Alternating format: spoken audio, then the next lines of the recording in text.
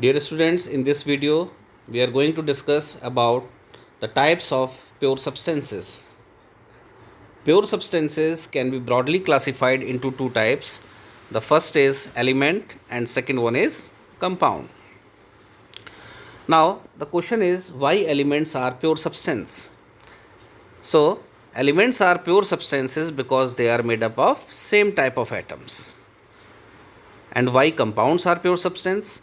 Compounds are pure substance because in compounds the elements are present in definite proportion by mass. Robert Boyle was the first scientist to use the term element in 1661. Now elements can be broadly classified into three categories. First is metal, second is non-metal, and third one is metalloid.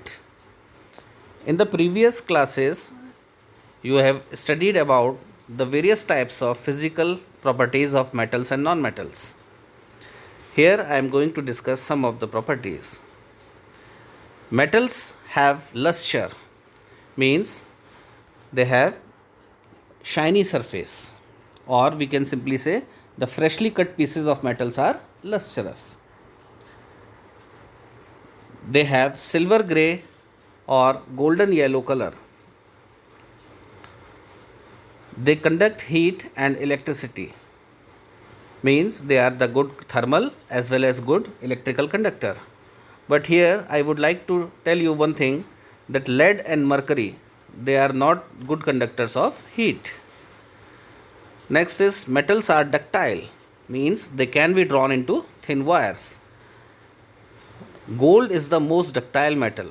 You can make a 2 kilometer long wire from single gram of gold.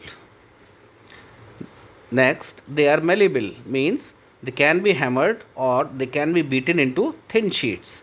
Gold is the most malleable metal. They are sonorous. Sonorous means they make ringing sound when get hit by any hard object. This ringing sound is also called as metal clink. Some of the common examples of metals are gold, silver, copper, iron, sodium, potassium, etc. Whereas non-metals, they are non-lustrous except iodine. Non-metals may display variety of colors. They are poor conductors of heat and electricity except graphite, which is an allotrope of carbon. They are non-lustrous, non-sonorous, non-malleable and non-ductile. Very common examples of non-metals are hydrogen, iodine, oxygen, carbon, etc. Students, there are some elements which have intermediate properties.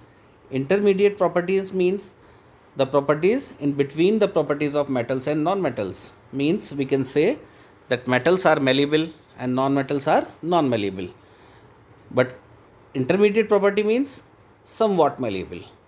So there are the third category of elements which is called as metalloids, which show intermediate properties between those of metals and non-metals. They are boron, silicon, germanium, etc. Now the number of elements known at present are more than 100.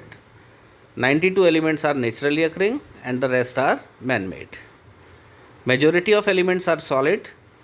11 elements are in gaseous state at room temperature. 2 elements are liquid at room temperature, that is mercury and bromine. And the elements like gallium and cesium, they become liquid at temperature slightly above than room temperature. If we take a piece of gallium or cesium on our palm, they starts melting. Now compounds, I have already explained that they are also called as the pure substances because in compounds the elements are present in definite proportion by mass.